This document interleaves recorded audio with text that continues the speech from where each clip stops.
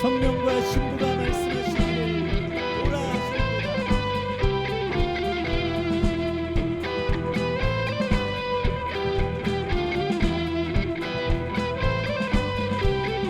아도나이 마세노 아도나이 마세노 누고 할렐루 예수와 메시아의 믿음으로 아도나이 마세노 누고 할렐루 예수와 메시아의 베칼라타 베칼라타 베칼라타 예시모 예슈아 키부요시야 미구모 부요시야 부요시야 에타모 에타모네 암노테 미구모 아도나이마 하세이누 구고 할렐루 예슈아 메시아의 미구모 아도나이마 하세이누 구고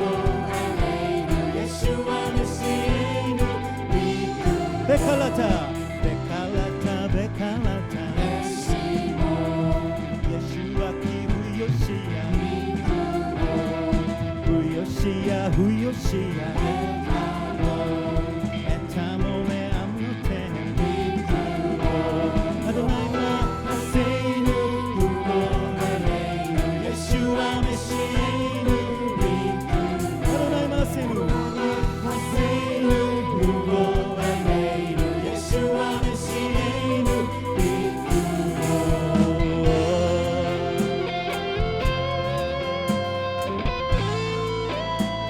우리에게 주신 유일한 구원자의 이름 예수와의 이름을 높여 경배합니다. 천하 인간의 구원을 얻을 만한 다른 이름을 우리에게 주신다고 하사 예수와의 이름만을 높여 경배할 것입니다. 주여 주의 이름을 높여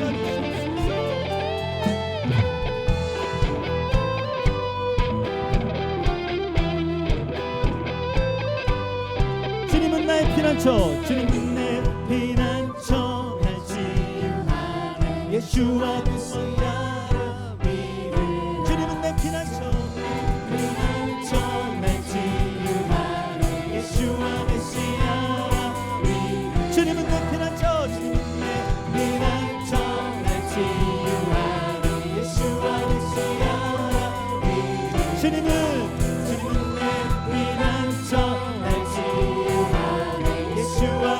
우리 목소리로만 아도나이 마세누 아도나이 마하세누 누고 할렐루 예수와 메시아의 믿으라 아도나이 마하세누 누고 할렐루 예수와 메시아의 믿으라 아도나이 마세누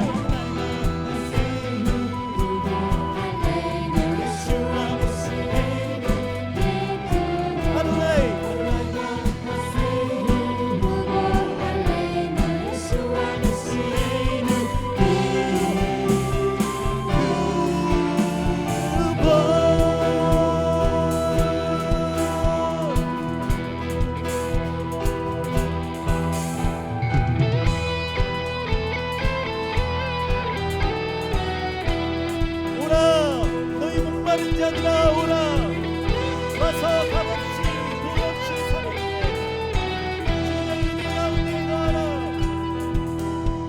하루와 베아칼라 노비리모 하루와 베아칼라 노비리모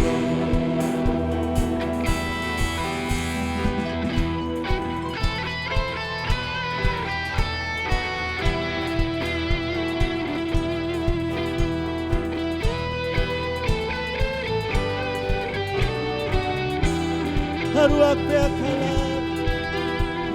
하루 앞에 아칼라 몸이 힘고 하루 앞에 아칼라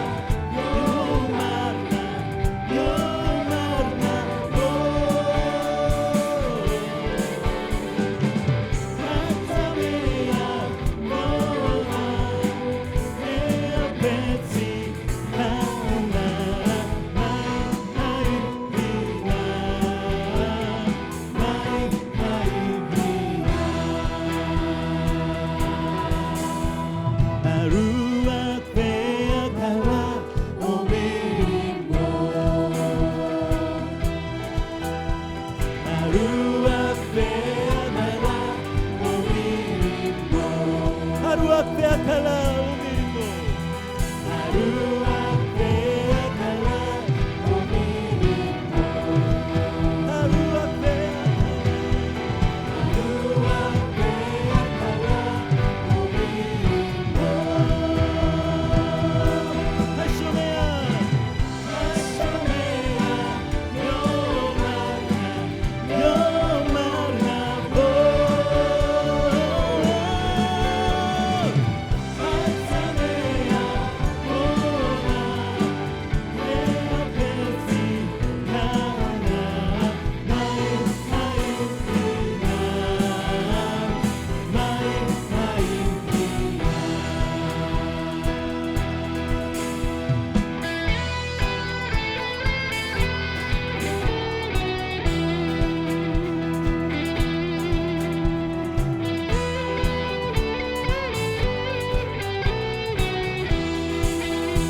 다같이 하쇼메야 하쇼메야 요마르나 요마르나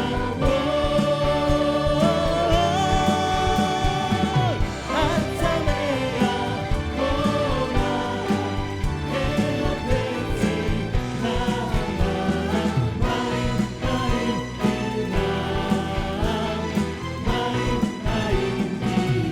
하타메야 아타메야 보나 헤아페티 헤아페티 나나 마이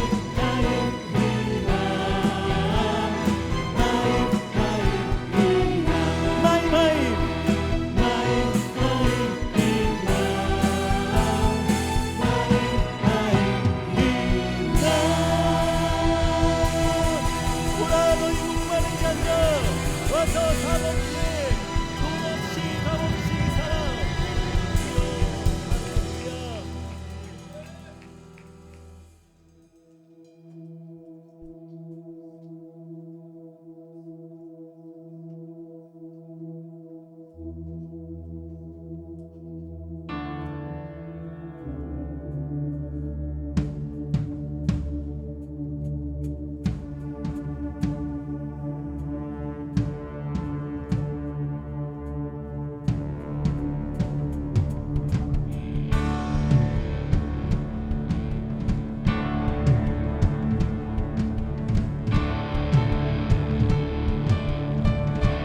주께서 전진해 온다 주께서 전진해 온다 주의 강한 승리의 눈이 그의 영광 찬란하게 비추네 찬양하세 찬양하세 승리의 노래 주 찬양 승리의 찬양 그가 나를 속여 주님의 군대 주께서 전진해 온다 주께서 전진해 온다 주의 강한 승리의 군대 그의 영광 찬란하게 비추네 찬양하세 찬양하세 승리의 노래 주 찬양 승리의 찬양 그가 나를 속여 주님의 군대 우리 대장 되신 구주 예수 나 주님의 뒤따르며 그와 나를 속여 주님의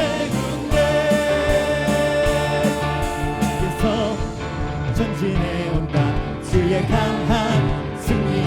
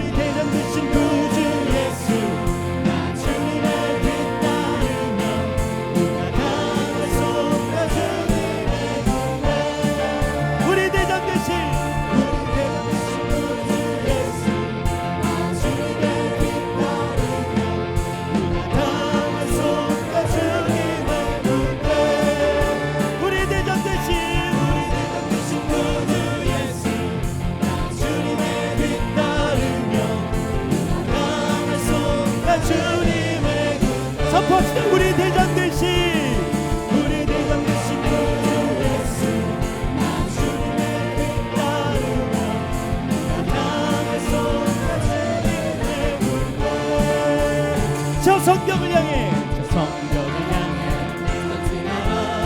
주님이 우리 대장 되시라. 저 성벽을 향해 전진하라. 주님이 우리 대장 저 성벽을 성벽을 향해 전진하라. 주님이 우리 대장 되시라. 성벽을 향해 전진하라. 주님이 우리 대장 되시라.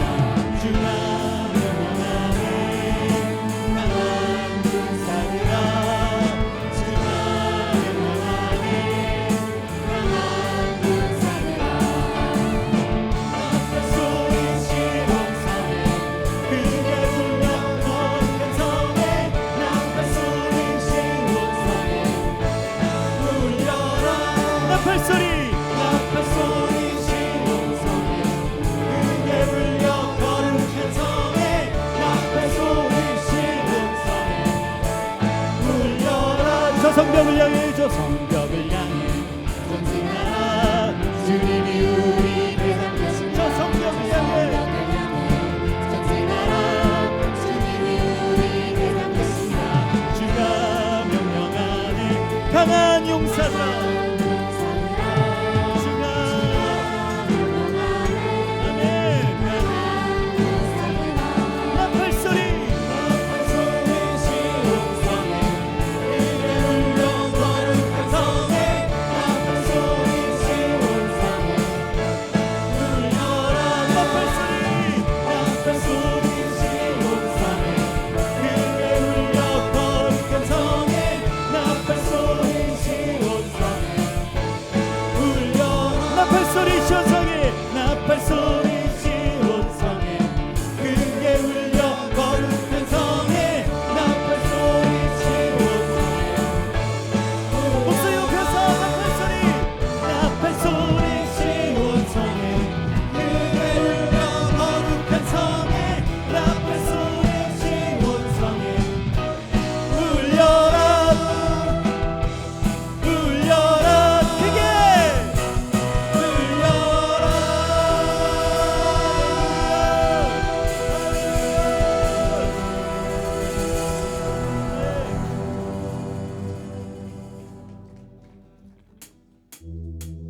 슈마 이스라엘 아도나이 아도나이 시테루 슈마 이스라엘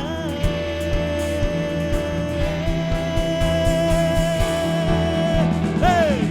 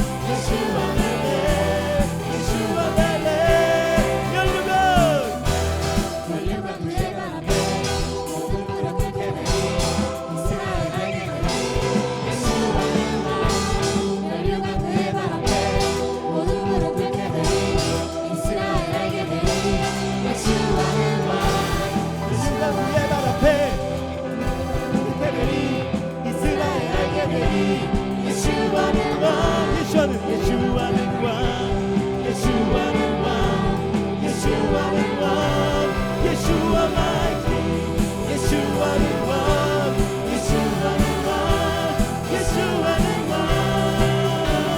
시마 이스라엘 아도나이 한 아도나이 tzidkenu 시마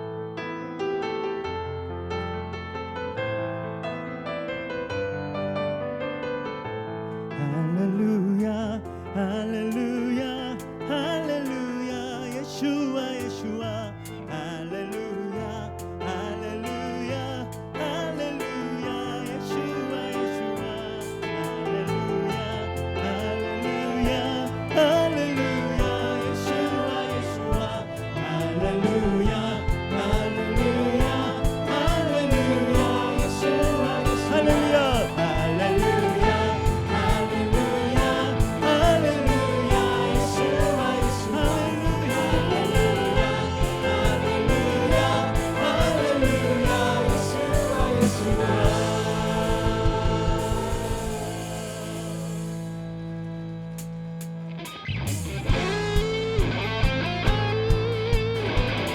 사망 권세를 이기시고 무덤문을 열어주신 우리 구주 예수의 이름을 높여 경배합시다.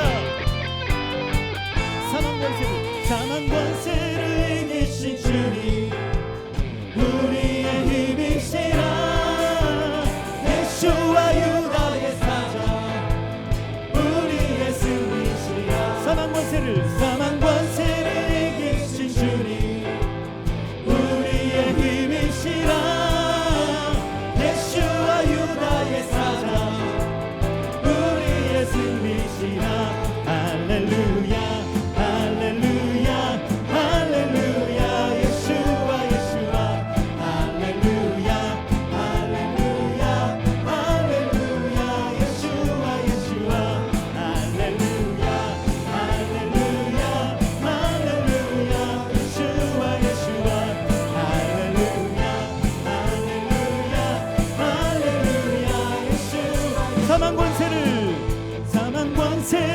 이기신 주님 우리의 힘이시라 예수와 유다의 사자 우리의 승리자 모든 수치를 씻기신 주님 우리의 노래시라 예수 유다의 사자 우리의 구원자라 할렐루야 할렐루야 할렐루야 예수와 예수와 할렐루야 할렐루야 할렐루야 예수와 할렐루야 할렐루야 할렐루야 할렐루야 예수와 예수와 할렐루야 할렐루야 할렐루야 예수와 할렐루야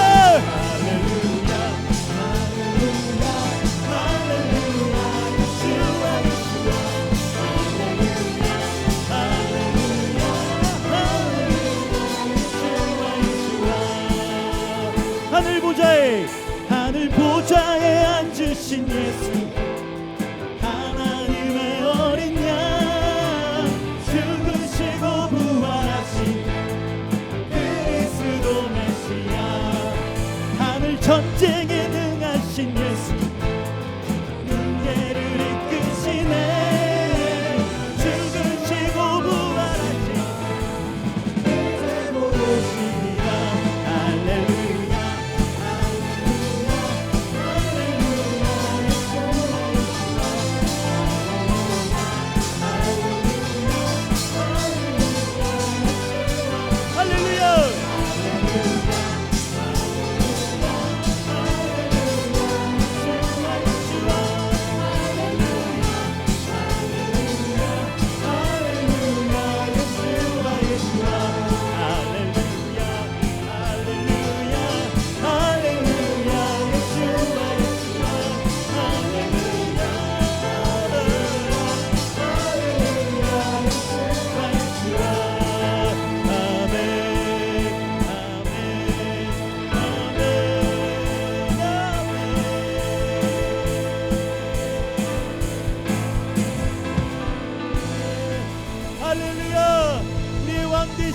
승리하여 사망 권세를 이기신 주님을 찬송합니다.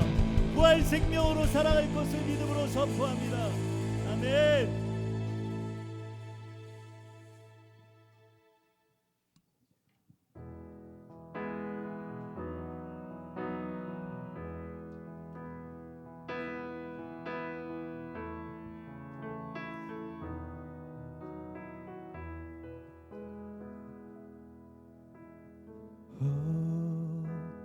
호산나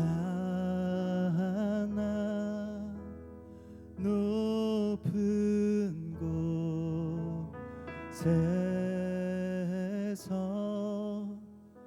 우리 왕께 영광을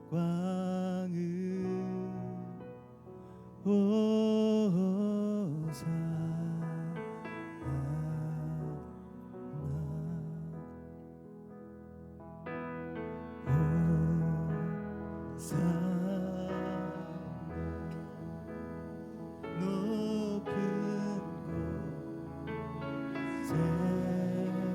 곳에서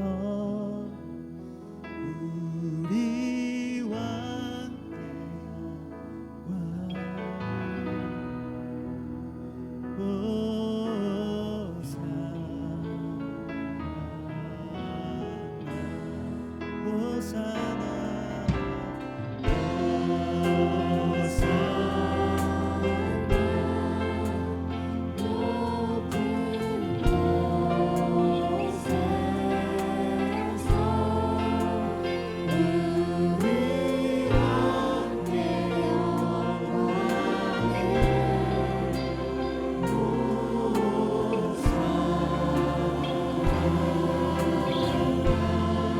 호산나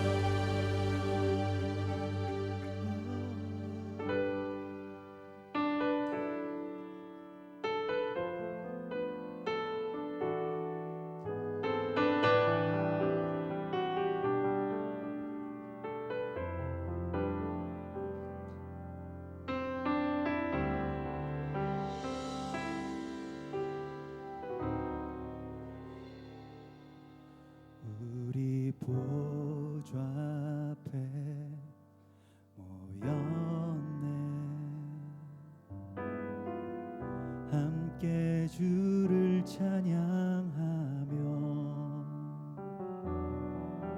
하나님의 사랑 그 아들 주셨네. 그의 피로 우린 구원받았네.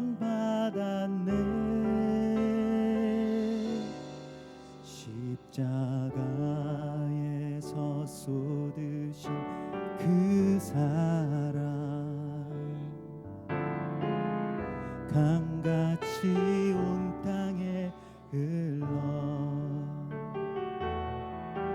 각 나라와 족속 백성 방언에서 구원받고 주 경배 드리네.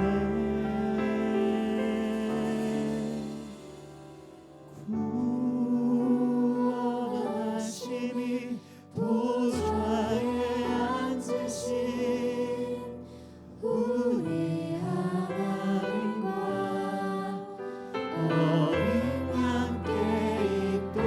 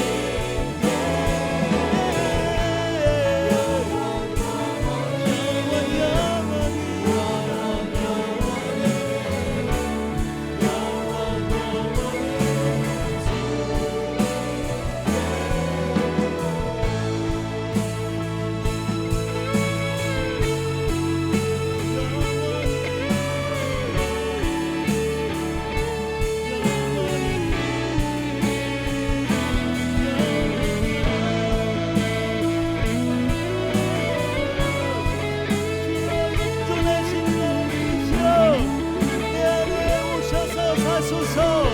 우리 자녀들 가운데 임하여 죄와 생명이 되소서. 주여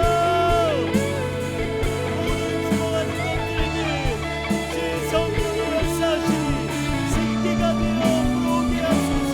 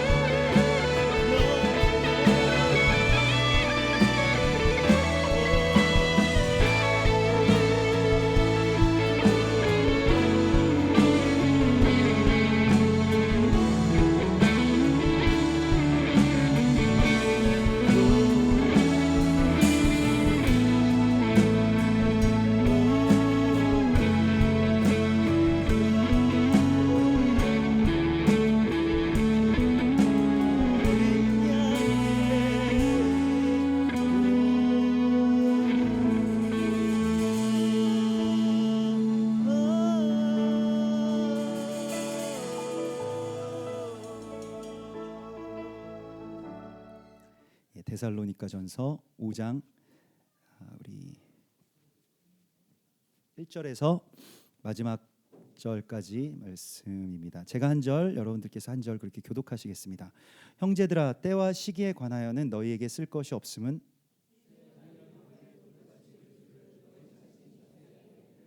그들이 평안하다 안전하다 할 그때에 임신한 여자에게 해산의 고통이 이름과 같이 멸망이 갑자기 그들에게 이르리니 결코 피하지 못하리라.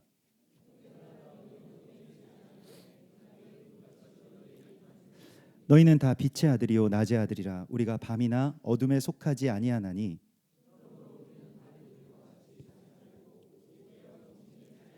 자는 자들은 밤에 자고 취하는 자들은 밤에 취하되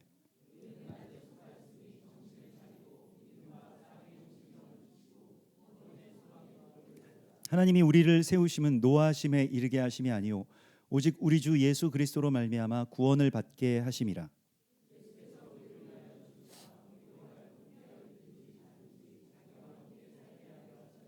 그러므로 피차 권면하고 서로 덕을 세우기를 너희가 하는 것 같이 하라.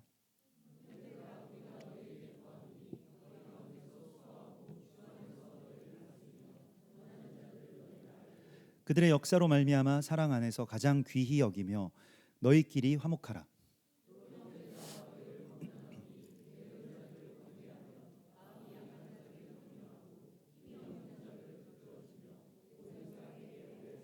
삼가 누가 누구에게든지 악으로 악을 갚지 말게 하고 서로 대하든지 모든 사람을 대하든지 항상 선을 따르라. 쉬지 말고 기도하라.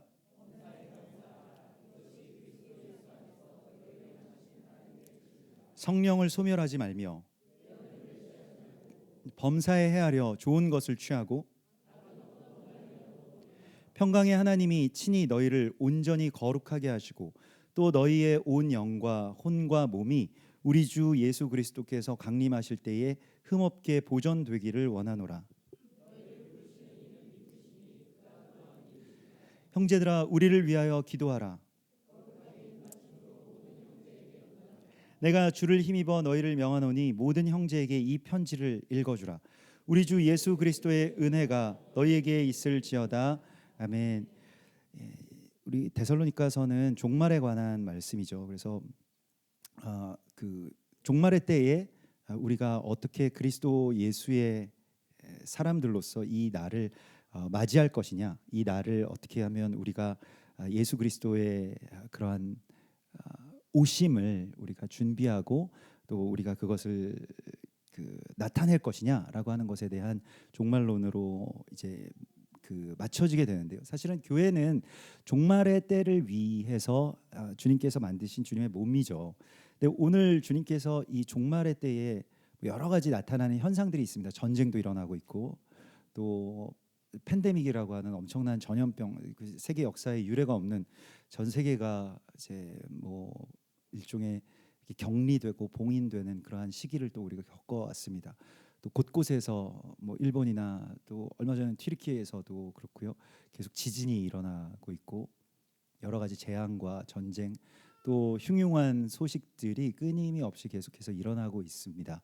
근데 이때에 주님께서는 이러한 어떤 재해나 뭐 자연재해들도 마찬가지고 실제로 전쟁도 마찬가지고 질병도 마찬가지고 이런 것들을 우리가 어떻게 바라볼 것이냐라고 하는 것에 대해서 이렇게 말씀을 하시고 있습니다. 이것은 해산의 고통이 이름과 같다라고 말씀을 하십니다. 해산의 고통은 일반적인 고통과 성격이 많이 다르죠. 해산의 고통을 경험해 보신 분들은 또 뭐 아시겠습니다만은 직간접적으로 우리가 아는 것과 같이 해산의 고통은 그냥 그 고통에서 끝나는 것이 아닙니다. 그 고통을 지불하고 주님께서 주시는 그 생명을 얻는 이야기이죠. 이게 마지막 때에 이런 여러 가지 어떤 재앙들을 바라볼 때 하나님께서 이런 시각을 우리에게 가지라고 말씀을 하시고 있는 것입니다. 그러니까 이것은 그냥 일반적인 고난 또 사람들이 겁내야 될 어떤 그런 고통이라기보다는 소망이 있는 고난이라고 하는 것입니다. 근데 그것이 이 세상의 종말론과 우리의 종말론의 차이죠. 세상도 지금 다 종말론을 다 귀 기울이고 있고 다 경청하고 있습니다. 세상의 종말론이라고 하는 것은 무엇입니까? 막 좀비 때가 창궐하고 그런 것이죠. 막 전염병이 돌아서 막 사람들이 괴물로 변하고 그 아포칼립스류들의 그런 드라마나 작품들이 왜 이렇게 많이 이 시기에 나오게 될까요? 그런 것은 세상 사람들도 더 잘 알고 있다는 것이죠. 본능적으로는 더 잘 알고 있습니다. 세상이 마지막을 향해서 치닫고 있다라고 하는 것을요. 그리고 굉장히 공포스럽게 이 날들에 대하여서 바라보고 있거나 혹은 외면하고 있는 것이 세상의 이야기라고 할 수가 있겠습니다. 예, 세상에 지금 종말이 가까웠다. 가위바위보 할 때가 아니다 지금. 예. 세상의 종말이 가까웠을 때 그럼 우리는 뭘 해야 되는가? 물론 그 세상의 종말에 대하여서 우리가 여러 가지의 것들을 이 두려움으로 바라보지 말고 오늘 주님께서는 해산하게 될 때가 임박했음을 말씀을 하시고 있고요. 요한복음 16장 21절에 보면 여자가 해산하게 되면 그 때가 이르렀으므로 근심하나 아기를 낳으면 세상에 사람 난 기쁨으로 인하여 그 고통을 다시 기억하지 아니하느니라 이렇게 말씀을 하시고 있습니다. 그래서 너희는 지금 근심하지 말고 기뻐하라고 계속해서 말씀을 하시죠. 지금은 너희가 근심하나 내가 다시 너희를 보리니 너희 마음이 기쁠 것이요 너희 기쁨을 빼앗을 자가 없으리라. 종말의 때에 여러 이 종말의 징조들이 많이 나타나고 있다라고 하는 것은 우리에게는 두려움이기도 하지만 동시에 우리에게는 어마어마한 기쁨입니다. 왜냐하면 주님을 다시 만날 수 있기 때문에 그렇습니다. 교회가 실제로 주님의 오시는 것을 맞이할 수가 있게 되는데 그것에 대해서 좀 잘못된 종말론 같은 경우에는 우리가 이렇게 그냥 살아가다가 보면 그러니까 이 세상의 종말론들은 이렇죠. 우리가 살아가다 보면 언젠가 갑자기 예수님이 마치 도둑놈처럼 오신다. 뭐 이런 것이죠. 그래서 도둑처럼. 그런데 오늘 주님께서 우리에게 말씀하시는 것은 이 마지막 때의 교회에게 우리에게 주님께서 오실 때에는 그 오심이 어떻게 오신다고 말씀하냐? 해산의 고통처럼 오게 되는 것이기 때문에 해산의 고통은 이제 진통이 느껴집니다. 이제는 오실 때가 되었습니다라고 하는 소망으로 기대함으로 그 날을 바라보고 또 준비하라고 하는 것이죠. 그렇기 때문에 이 마지막 때에 우리에게 주님께서는 정신을 차리고 깨어 있으라고 말씀을 하시고 있습니다. 이게 종말론의 신약 성경에서 특별히 이 서신서 모든 뭐 복음서든 서신서든 성경 전체에서 우리에게 계속 이 종말의 때가 가까이 왔기 때문에 정신을 차리고 깨어라 이렇게 말씀을 하시고 있습니다. 예. 조는 아이가 있으면 깨워보려고 그랬는데 조는 아이가 없네요. 예. 정신을 차리고 깨어 있어라. 근데 이 그 정신을 차리고 깨어 있는다라고 하는 것이요. 여기에서 이제 그 오직 깨어 정신을 차리지니라 이렇게 6절에 이렇게 말씀을 하고 있거든요. 그러면 깨어 있는다라고 하는 것은 무엇이냐면 그레고리오라고 해서 이거는 그냥 단순히 잠을 자지 않는다라고 하는 뜻이 아니라 무엇에 대하여서 계속 주시하고 있는다는 뜻입니다. 그래서 이게 그 파수꾼이 아침을 기다리거나 혹은 뭐 멀리서 무언가 오는 것을 경계하는 것과 같이 그렇게 무언가에 대해서 계속 뭘 보려고 이거 진짜 보이나 안 보이나 저기 오나 안 오나 이걸 정말 주의 깊게 보고 있으라라고 하는 것입니다. 그게 깨어 있는다라고 하는 것이고요. 정신을 차린다라고 하는 말은 그걸 하기 위해서 네포라고 하는데 그 헬라 말로요. 이 네포라고 하는 것은 그냥 단순히 야 정신 차려 정신 차려 이런 것이 아니라 그렇게 깨어 있기 위해서 절제한다는 것입니다. 그래서 그냥 직접적인 표현으로 원래 네포라고 하는 것은 금주를 말합니다. 밤에 술을 마시지 않는다는 뜻입니다. 깨어 있으려고. 그게 이제 네포입니다. 그러니까 정신을 차려라라고 할 때에 내가 주님의 오실 것을 준비하면서 마치 이것은 여인이 해산하게 되는 것이기 때문에 교회가 그냥 마지막 때가 자동적으로 언젠가 구름 타고 저 하늘에서 예수님께서 내려오신다라고 하는 것만을 종말론으로 삼아서 되는 것이 아니고 우리가 예수아를 해산한다는 거예요. 그 때를 해산한다는 것입니다. 예수아의 삶을 내가 또 우리의 가정이 우리의 교회가 해산한다는 것입니다. 마지막 때는 예수님께서 구름 타고 오시겠습니다만 그것도 역시 교회가 여인의 해산하는 고통이 있어야 그 생명이 오게 된다는 개념입니다. 이걸 잘못 해석하게 되면 종말로는 갑자기 그냥 언제 우리가 막 이렇게 그냥 막 이렇게 지내다가 오시는 걸로 생각하는데 여러분 해산을 해보신 그 어머니들은 아실 겁니다. 언제 나의 산딸인가. 그래서 그때부터 뭐 아이 뭐 피부 까매진다고 커피도 안 드시고 막 그러시잖아요. 술도 안 먹고 약도 아파도 약도 잘 안 먹고 혹시 아이에게 해가 될까? 뭐 붕어빵도 이렇게 꼬리 안 달린 거 안 먹고 막 이렇게 온전한 거 먹고 실제로 그 아이를 해산할 때 가까울 때 뭐 이렇게 뭐 지금은 이렇게 뭐 초음파 검사도 하고 뭐 그럴 때 뭐 아들이냐 딸이냐 이런 거가 관심이 있는 게 아니죠. 실제로 그 아이를 해산해 보신 분들은 손가락이 다 있느냐, 발가락이 다 있느냐, 그것만으로도 막 심장이 제대로 잘 뛰고 있느냐 이런 거에 막 감사하고 감격하고 정말 감사합니다, 다행입니다 이렇게 되는 거 아닙니까? 뭐 그때 내가 약을 그때 한번 아이 가진지 모르고 먹었었는데 뭐 이런 경우도 있고 뭐 여러 가지의 경우들이 생기지 않겠습니까? 그래서 마지막 때에 깨어 있으라라고 하는 말은 우리가 해산할 산모로서의 거룩함을 회복하라고 하는 것입니다. 교회가 해산할 산모로서의 거룩함이 회복되는 것, 그게 마지막 때의 종말론의 모습입니다. 그러니까 그냥 뭐 심판받을 게 두려워서 이런 것이 아니고요. 아이를 해산하려면 산모가 거룩해야 되잖아요. 근데 그것에 대해서 말씀하고 있는 것입니다. 자발적으로.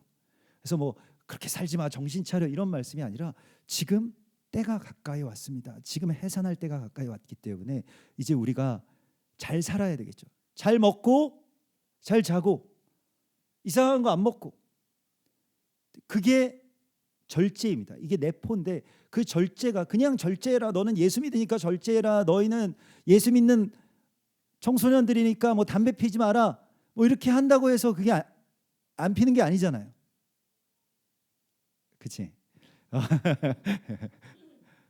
요즘에는 아이들이 건강 생각해가지고 담배를 왜 피냐고 뭐 이제 오히려 어른들을 충고하는 그런 시대인데 이 주님의 오심에 대해서 소망이 있기 때문에 절제가 있는 것이지 그냥 무턱대고 너 절제해라 이렇게 하면 그게 절제가 되겠습니까? 때를 알고 소망을 품어야 내가 이것 때문에 이건 나 안 해도 돼 이런 것이 내포 깨어 있는다라고 하는 것입니다. 만물의 마지막이 가까웠기 때문에 너희는 정신을 차리고 근신하여서 기도하라. 베드로전서 4장에서도 계속해서 정신 차리고 깨어라 계속 말씀하시는데 그럼 정신 차리고 깨어서 우리 뭘 해야 되느냐? 정신 차리고 8절에서도 우리는 낮에 지금 속하였으니 이제는 잘 때가 아니고 정신을 차려야 된다. 사람들이 왜 잠에 드냐면 이건 좀 그 다른 개념의 잠인데요. 무엇이 피곤해서 자는 게 아니라 두려워서 잠에 든다는 것입니다. 그러니까 이 마지막 때가 너무 두렵기 때문에 이걸 외면하기 위해서 잠든다는 거예요.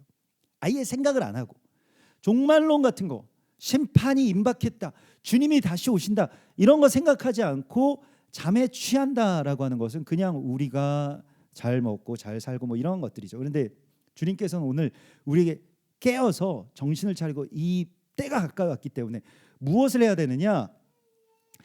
8절에 보면 믿음과 사랑에 호심경을 붙이고요. 이건 마음을, 호심경이라고 하는 것은 가슴에 붙이는 이게 그 갑옷 흉갑 같은 것이죠. 그렇기 때문에 이건 마음을 지키는 데 사용하는 것입니다. 마음을 무엇으로 지키냐? 믿음과 사랑이라고 하는 것으로 마음이 지켜져야 된다라고 말씀을 하시고 있습니다. 우리가 왜 좀 마음이 안 좋고 마음이 공허하고 뭐 이런 것들이요, 왜 우리 가운데 오느냐? 주변에 뭐 사건이나 뭐 상황이 안 좋아서 그렇게 되겠죠. 근데 그거는 이제 대적이 우리에게 또 하나님이 시험할 만한 시험을 우리에게 주실 때 그런 일들이 있습니다. 그런데 중요한 것이 있습니다. 내 마음이 지켜지는 것이 중요한데 그 마음은 무엇으로 지키느냐? 두 가지입니다.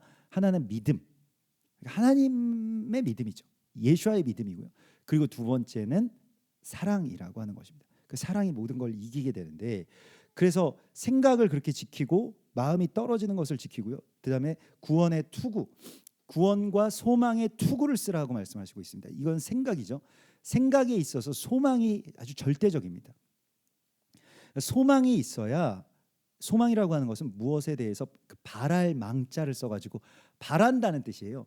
뭘 바라니? 너희는 무엇을 바라고 있느냐? 이렇게 주님께서 묻고 계신 것입니다. 우리 자녀들에게도 이제 좀 스트레스가 되는 게, 너 앞으로 뭐 하고 싶어? 뭐 될래? 이런 것들 지금 막 결정해야 되잖아요. 초등학교 때 결정해야지 막 중학교, 지금은 결정, 예전에는 그 대학교 뭐 가보고 뭐 그때 가서 뭐 결정하고 뭐 그런 경우도 있었지만 지금 막 초등학교 때부터 막 결정해가지고 나는 뭐가 되고 싶어요, 이렇게 말을 하는 아이들은 좀 똑똑한 엄마 친구 아들이고, 나는 뭐 되고 싶은지 모르겠는데, 뭘 하고 싶은지 잘 모르겠는데, 저 몰랐거든. 모르잖아요. 사실은 모르는 게 정상인데 막 옆에서는 너 알아야 돼. 네가 뭐가 되고 싶은 거야? 넌 도대체 뭘 하고 싶은 거야? 뭘 되고 싶은 거야? 뭐가 되고 싶은 게 잘 별로 없잖아요. 뭐가 되고 싶을까?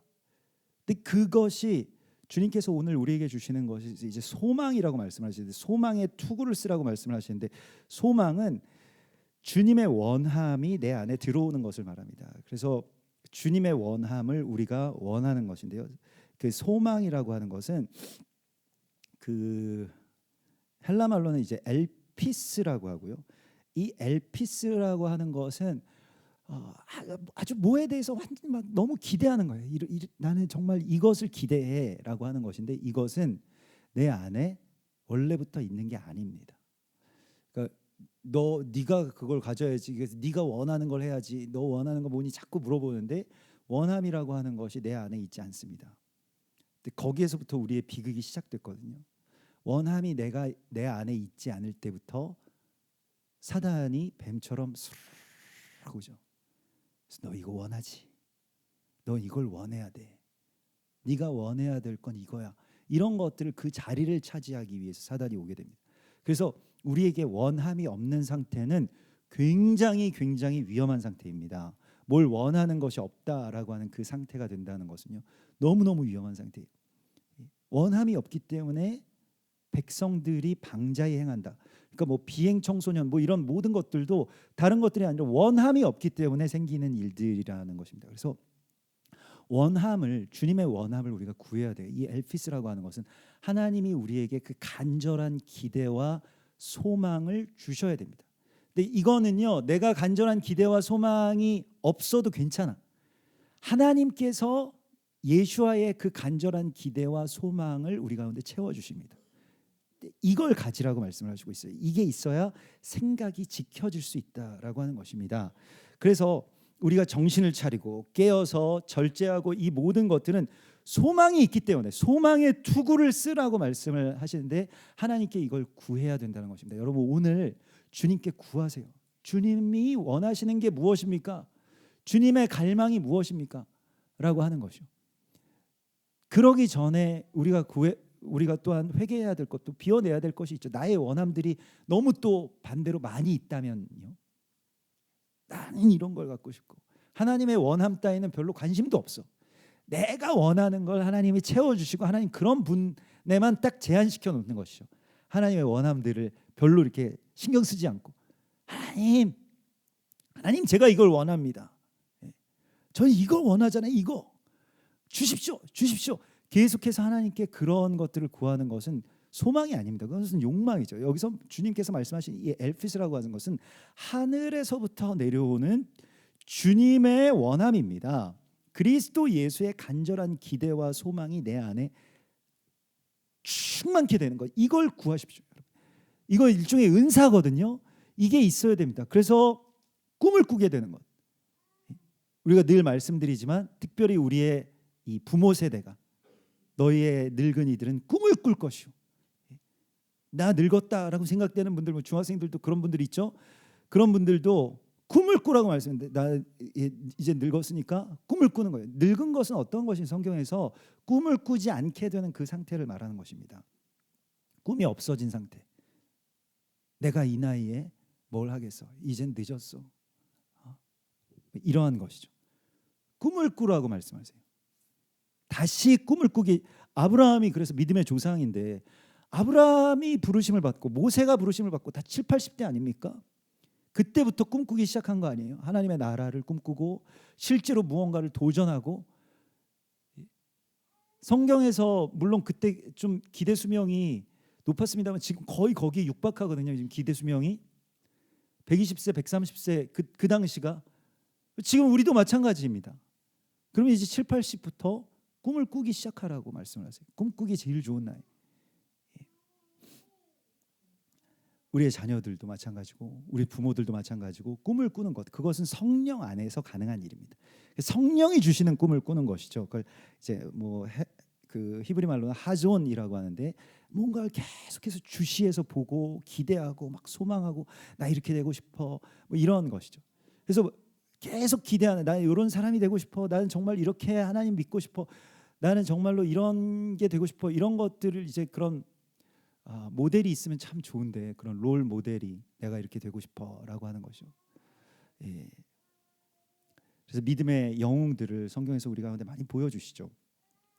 자, 이제 그래서 우리가 마지막 때에 오늘 데살로니가전서 5장의 가장 유명한 말씀은 무엇입니까? 항상 기뻐하라, 쉬지 말고 기도하라, 범사에 감사하라.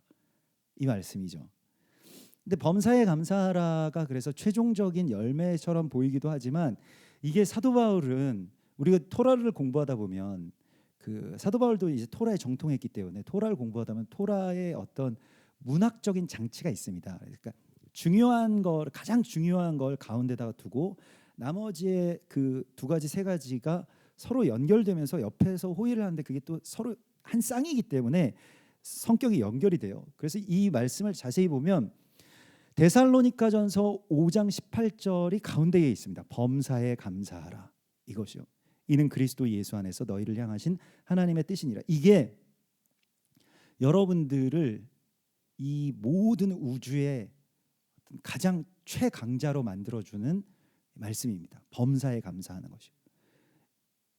이게 무슨 어떤 오늘날의 무슨 생태관 세계관에서도 최강자가 있잖아요.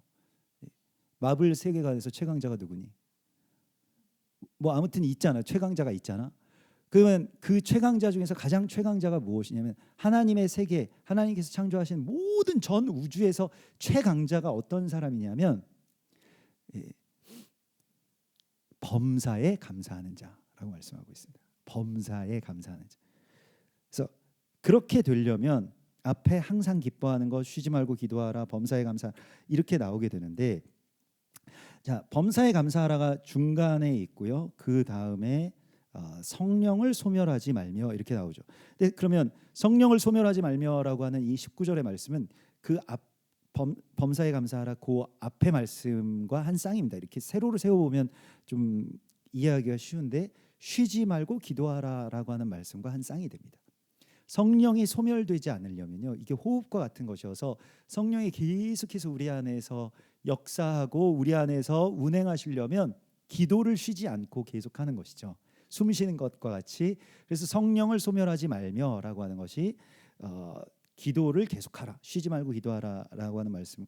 그 뒤에 나오는 말씀이 예언을 멸시하지 말고 이렇게 되어 있죠. 예언을 멸시하지 말고라고 하는 말씀은 16절에 항상 기뻐하라라고 하는 말씀과 연결되어 있습니다. 그러면 항상 기뻐하는 것은 일종의 예언입니다. 기쁨이라고 하는 것은 기쁨이 우리 가운데 어떤 결과로서 주어지기보다는 예언이라고 하는 것이 우리가 먼저 기뻐하고 그리고 그것이 예언이 되어서 기쁜 일들이 계속 일어나게 된다라고 하는 것이죠. 그래서 우리가 기쁨으로 지금 막 찬양하잖아요. 우리가 아까 전에도 막 찬양하고 막 뛰어서 찬양하고 저도 딱 높이 뛰고 싶은데 또 며칠 전에 허리를 삐끗해가지고 못 뛰는 게 한입니다. 그래서 막 이렇게 뛰고 찬양하고 막 이러는데 그것을 먼저 선포할 때에 그 기쁨이 예언이 된다라고 하는 것이죠. 기쁨이라고 하는 것은 감정의 결과라기보다는 감정의 앞선 예언이라고 성경은 말씀을 하시고 있는 것입니다. 그래서 항상 기뻐하라라고 하는 것은 항상 보면은 항상 기뻐하시는 분들이 있죠. 막 웃고 기뻐하고 그런 분들은 우리 교회에도 제가 말씀은 잘 안 드리는데 항상 기뻐하시는 분들이 있거든요. 근데 그냥 객관적으로 제가 그냥 솔직하게 그 당사자 앞에서는 말씀을 못 드리는데 그렇게 항상 기뻐하시는 분들을 이렇게 보면은 본인이 생긴 것보다 훨씬 더 예쁩니다. 훨씬 더 아름다우세요, 정말로. 이분은 왜 이렇게 아름답고 멋있어 보이는가 했더니 먼저 기뻐하고 계시는 거예요. 그래서 자기의 그 외모나 자기의 어떤 분위기보다 훨씬 더 많은 것들을 살아가시는 것을 보게 됩니다. 그래서 그냥 웃기만 해도 그렇게 되거든요. 환하게 웃기만 해도. 그래서 저도 훈련을 많이 한다고는 하는데 많이 좋아진 겁니다. 저도 어려서부터는 별로 이렇게 막 인상 쓰고 그런데 훈련을 하는데 이 옆에 계신 분들이 격려를 많이 해주셔야 됩니다. 뭐 왜 웃어? 비웃는 거야? 지금 기분 나빠? 왜 웃어? 이렇게 하면 안 됩니다. 당신은 웃을 때 가장 예뻐요. 이렇게 격려를 해주셔야 되거든요. 자, 옆에 계신 분들한테 축복해 보겠습니다. 당신은 웃을 때 가장 멋있습니다. 가장 예쁩니다. 당신은 웃을 때 가장 예쁩니다. 웃으면서 웃을 때 특히 예쁘시거든요. 정말 그렇잖아요. 뭐 다른 거 할 게 없어요. 그냥 웃으면서 옆에 있는 분이 활짝 웃고만 있어도 이게 얼마나 큰 치유가 됩니까? 그래서 우리 가끔씩 설교할 때 이렇게 뭐 서로 인사하고 뭐 웃고 이러는데 그냥 설교보다 더 좋잖아요, 사실은. 그렇잖아요. 옆에 계신 분들이 이렇게 한번 웃어주는 것만으로도 그만큼 좋은 치유와 말씀이 어디 있습니까? 예수님 한번 보는 거니까요. 내가 웃을 때 예수님이 보이는 거예요. 활짝 웃을 때 예수님 보이지 않습니까? 저 안 보이나요? 활짝 웃을 때 예수님 보이거든요. 예수님 정말 이렇게 웃고 계시겠구나. 이게 얼마나 큰 위로가 됩니까? 오늘 주님께서 그래서 항상 그리고 예언을 멸시하지 말고 21절에 범사에 헤아려 좋은 것을 취하라.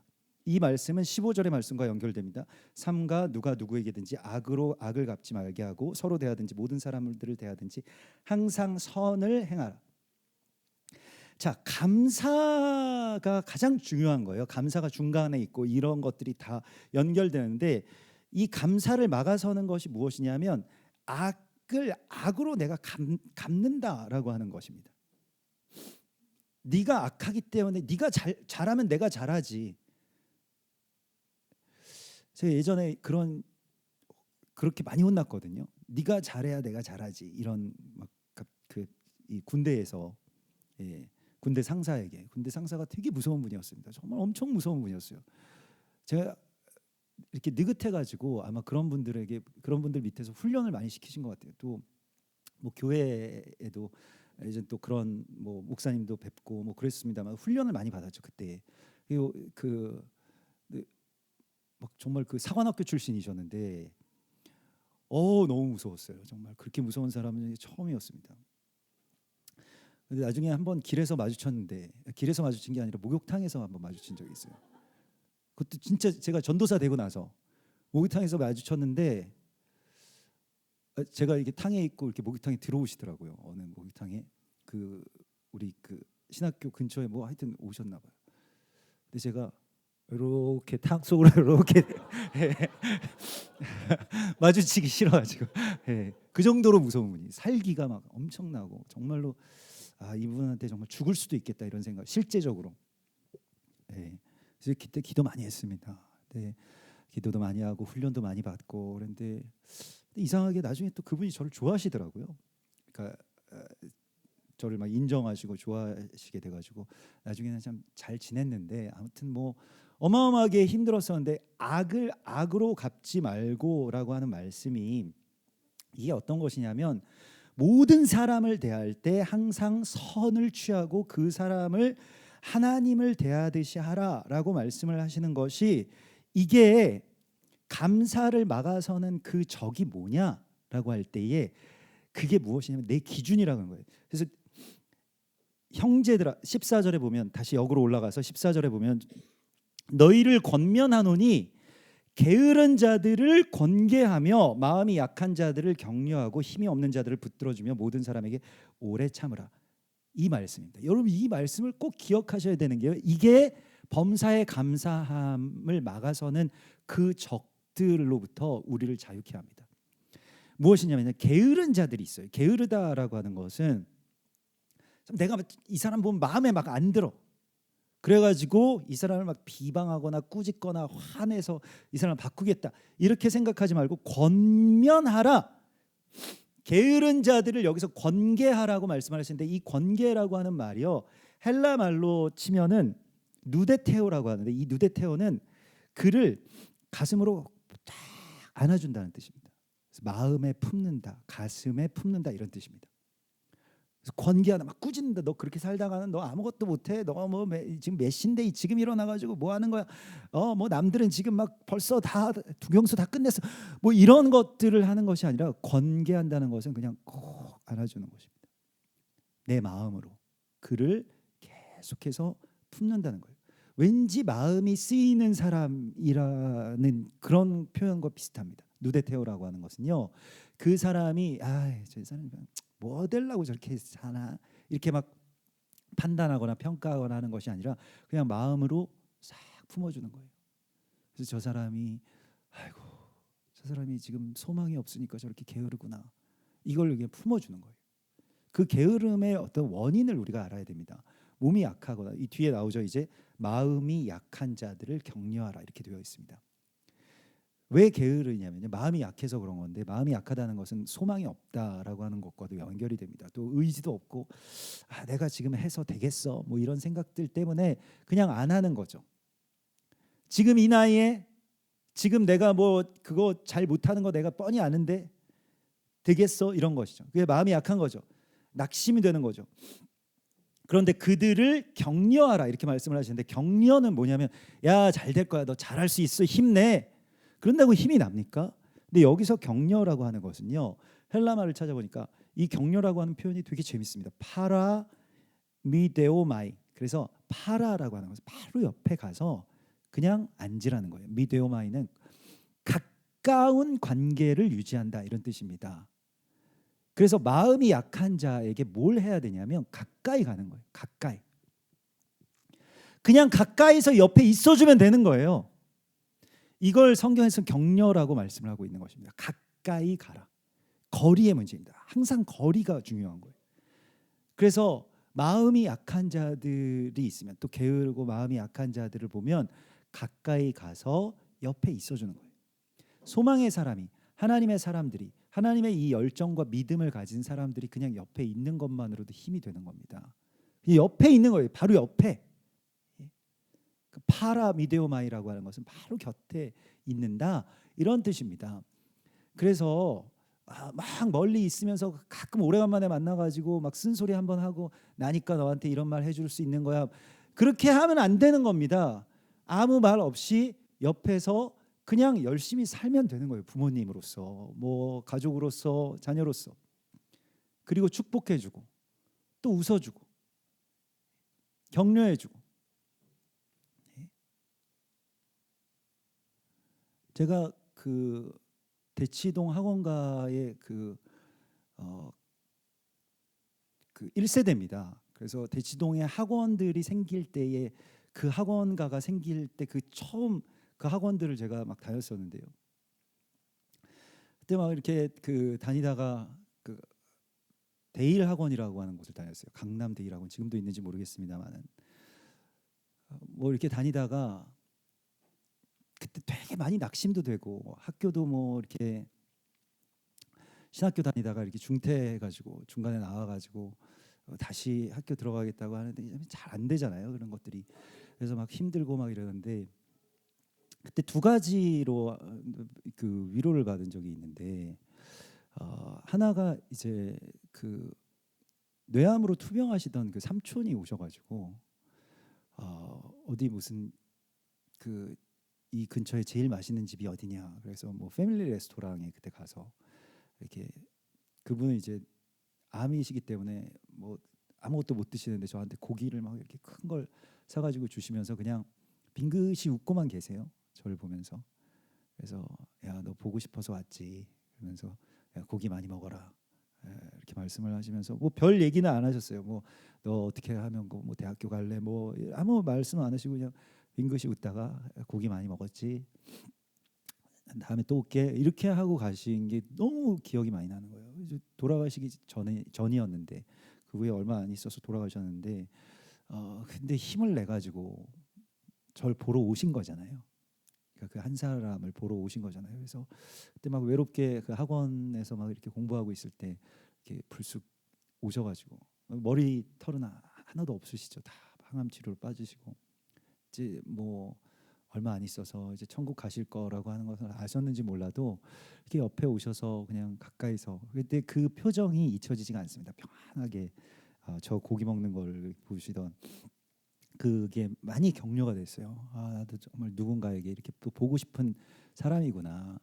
대학교 못 가고 막 이러고 있을 때 막 뭐 그냥 지나치고 또 뭐 본인도 치료 받으시고 얼마나 아프고 그러실 텐데 그걸 하신 것에 대해서 평생 동안 이렇게 감사한 마음들이죠.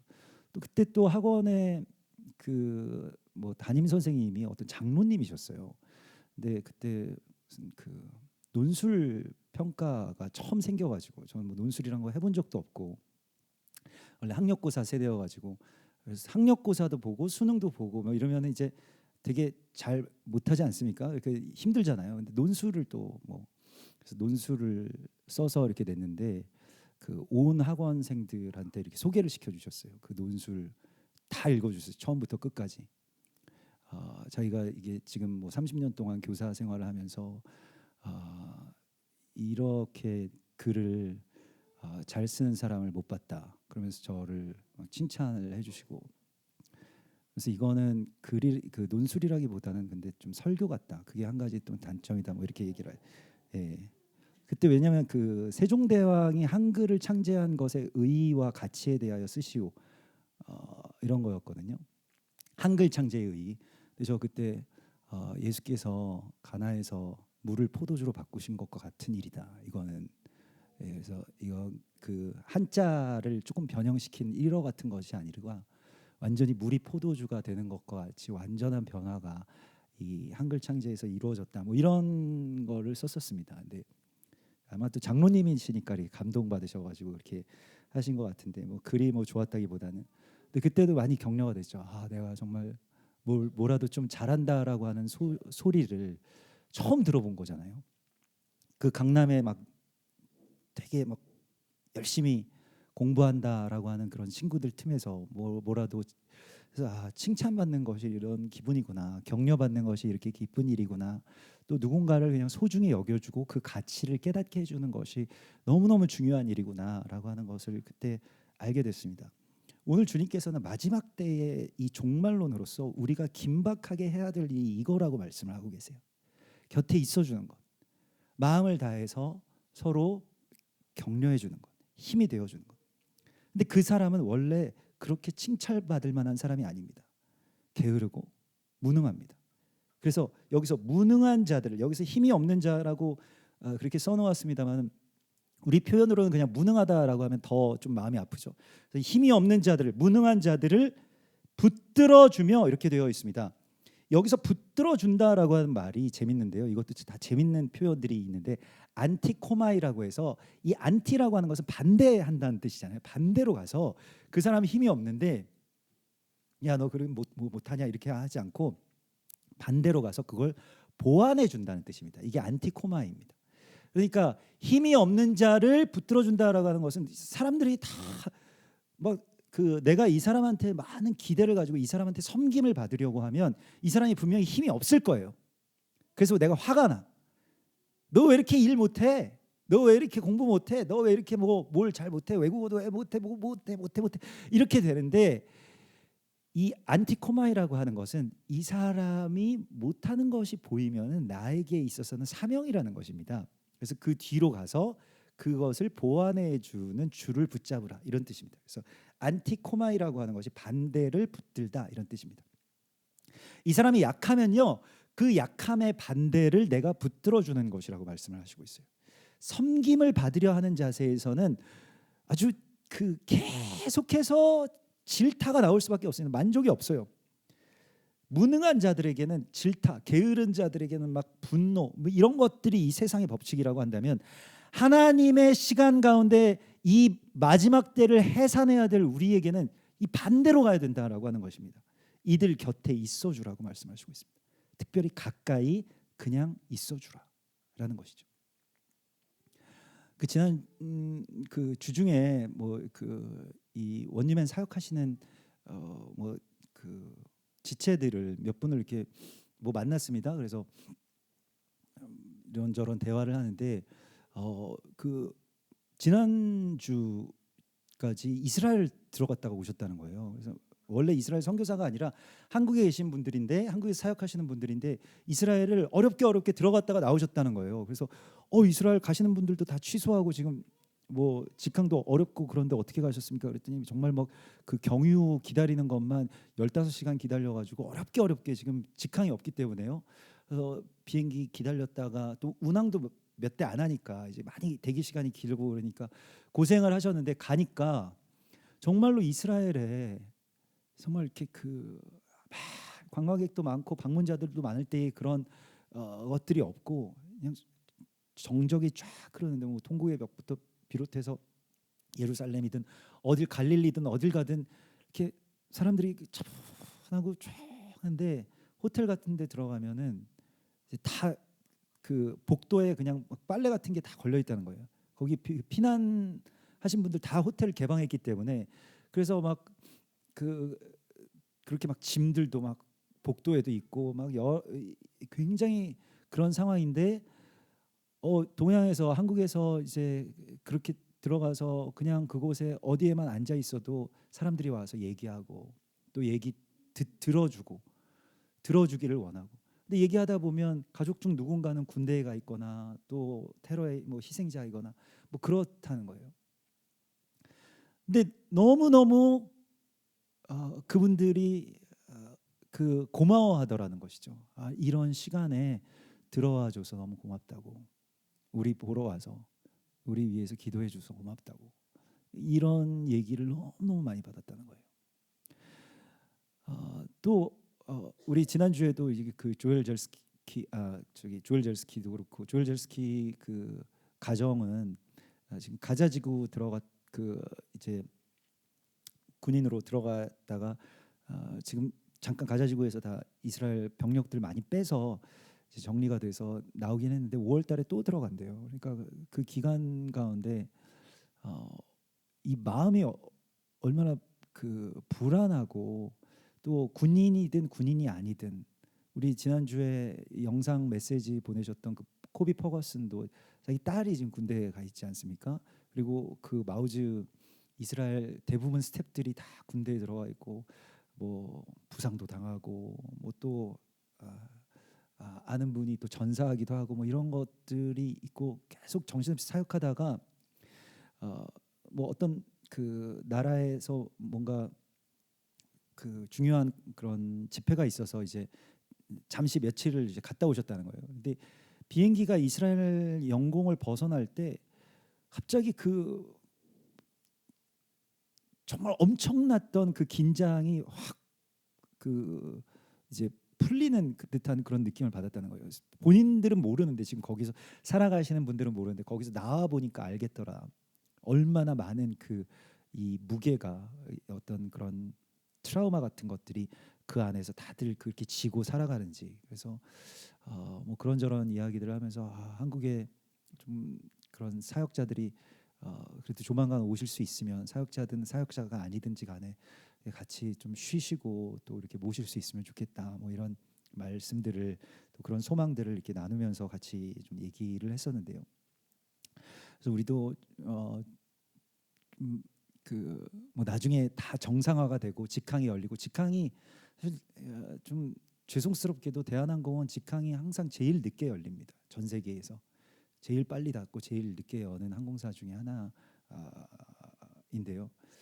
네, 이제 뭐 그런 것들이 되지 않는다고 할지라도 이제 그 곁에 가서 또 돕고 또 마음을 전하고, 우리 뭐 성도분들이 다 그 물심양면으로 헌신하셔서 또 그곳에 많은 것들을 이렇게 전하시고 또 마음이 서로 연결되고, 이런 것들이 너무 귀한 것이죠. 그런데 오늘 주님께서는 이 모든 일들이 바로 그러한 마지막 때에 우리가 깨어 있는 것이고, 그리고 가장 중심에 범사에 감사하라, 이것이 그리스도 예수 안에서 너희를 향하신 하나님의 뜻이니라. 감사는 일종의 그 우주에 보면 블랙홀과 같은 것입니다. 이게 다 빨아들이는 거예요. 시간까지도 빨아들입니다. 과거에 있었던 기억까지도요, 감사로 그냥 다 빨아들이는 겁니다. 그래서 내가 뭐 상처받았어, 나는 너 때문에 마음이 상했어, 너는 나의 원수야, 이런 것들이 그냥 없어지는 거예요. 감사는 이게 정말로 가장 강력한, 하나님이 주신 가장 강력한 힘입니다. 처음에 감사는요, 원래 우리가 그 지난 둘째 주에 나누었던 것과 같이 감사할 이유를 우리가 새롭게 발견하게 되는 경우가 있습니다. 일종의 창조 행위처럼요. 그래서 오랫동안 원래 그 감사가 그냥 오랫동안 쌓여오면 감사한 줄 모르게 되죠. 그래서 이것이 좀 객관적이 되고 낯설게 되고, 그래서 내가 너무너무 감사하다라고 하는 것을 깨닫게 되는 때가 있는데, 그게 이제 감사의 어찌 보면 첫 단계입니다. 그래서 감사의 이유들을 우리가 찾게 되고요, 감사할 어떤 그런 상황들을 우리가 깨닫게 되는 때가 오는데, 그 다음 단계를 오늘 하나님 말씀을 하시는데, 이것은 감사할 이유가 없어도 되는 때가 옵니다. 그러니까 그냥 감사가 이유를 넘어서게 되는 거예요. 그래서 나중에 이유는 뭐 따라와도 좋고 뭐 안 따라와도 감사하고, 감사가요 꼭 이유가 있어야 감사하는 게 아닙니다. 이유가 없는데 감사가 밀려올 때가 있어요. 제가 그 찾아가는 신방, 지난주에 우리 교회 성도분 가정에 한 가정에 신방을 했는데,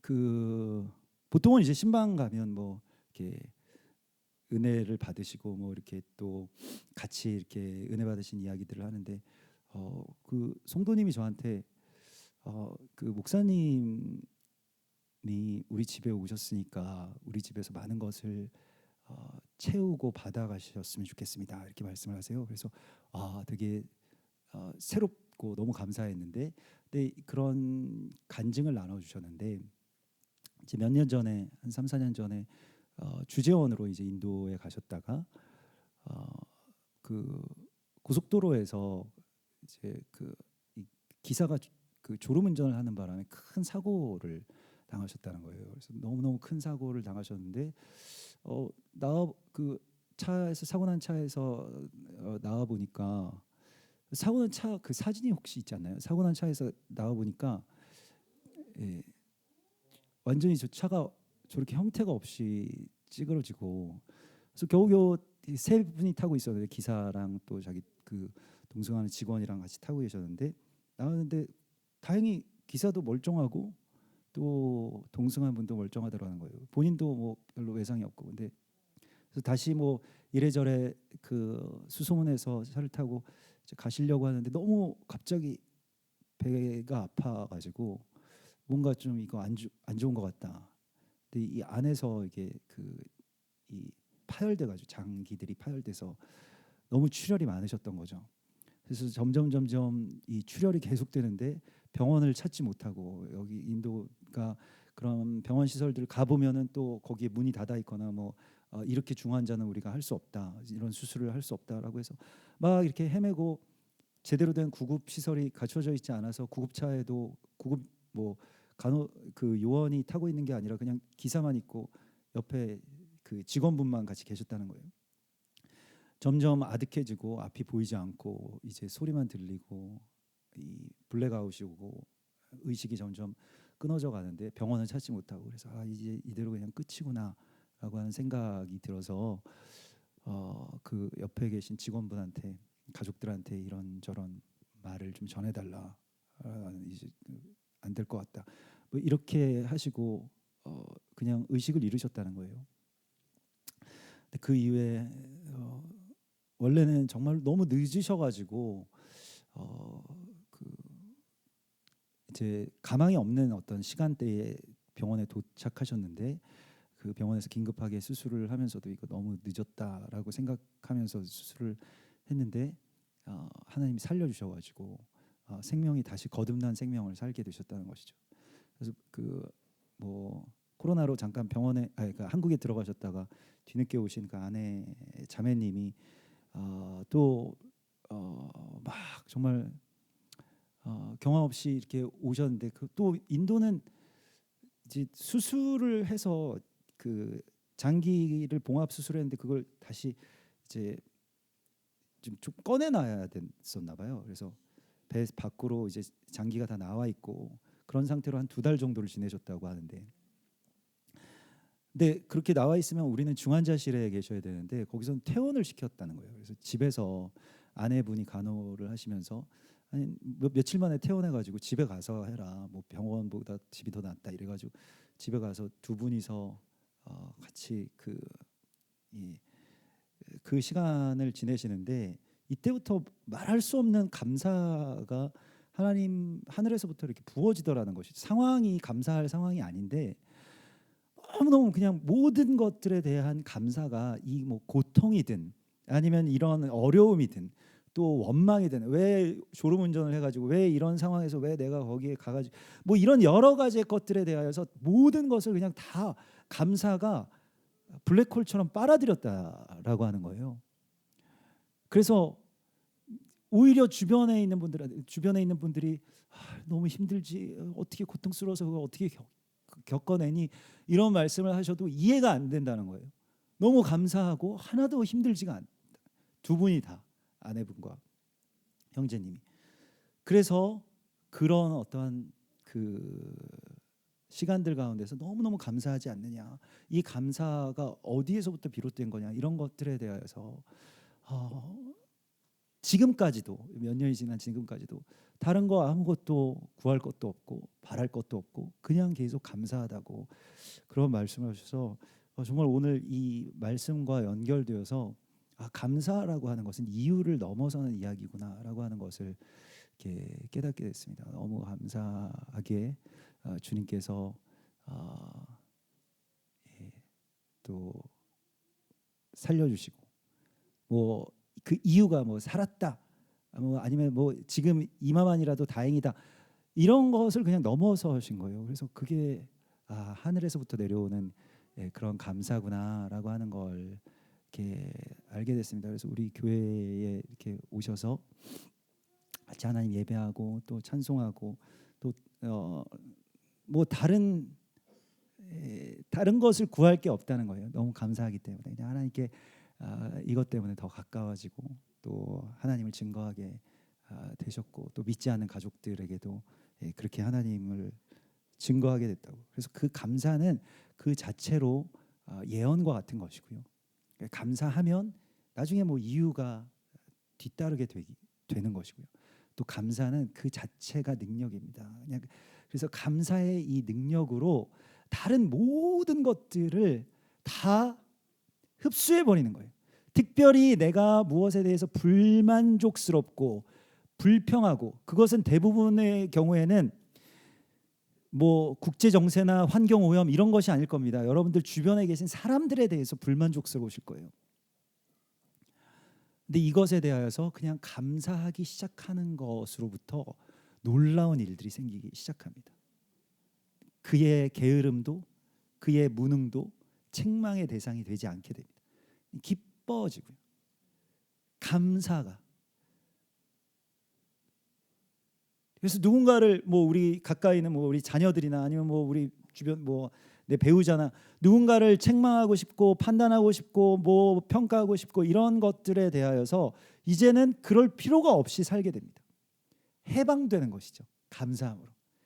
감사합니다라고 고백할 수 있게 되는 것입니다. 예? 그런 이유가 내게 생기지 않는다고 할지라도 예? 이유 없이 그냥 감사하게 되는 거예요.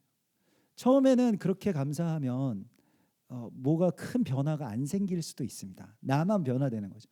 근데 나중에는요 그 감사가 모든 것을 다 변화시킵니다. 예? 저희 어머니도 그렇고 저희 할머니도 그렇고 저를 볼 때마다 감사 찬송 드립니다라고 하는 그런 고백을 많이 하셨거든요. 근데 감사할 수 있는 이유 그런 때가 아니었어요. 근데도 항상 볼 때마다 감사 찬송 드립니다. 감사 찬송 드립니다. 근데 이것이 모든 것을 다 바꾸는 것입니다. 이게 결국에는 하나님 나라의 이 마지막 때의 가장 강력한 힘입니다. 우리에게 이 감사라고 하는 것도 하나님이 주시는 일종의 은사예요. 하늘에서부터 이 감사가 부어질 것입니다.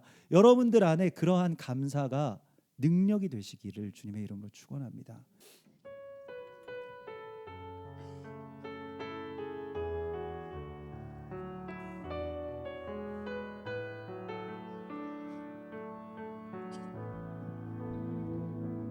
주께 가오니 주께 가오니 날 새롭게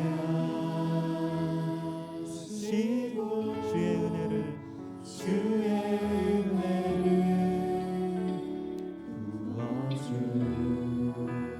부어주소서.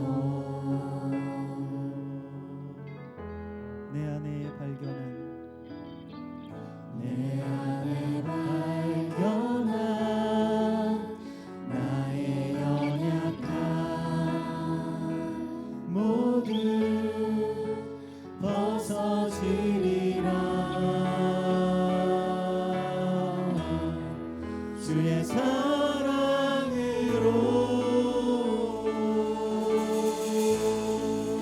주 사랑 나를 붙드시고 사랑 나를 붙드시고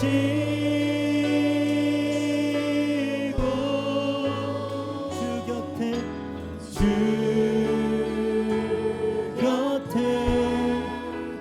날 이끄소서.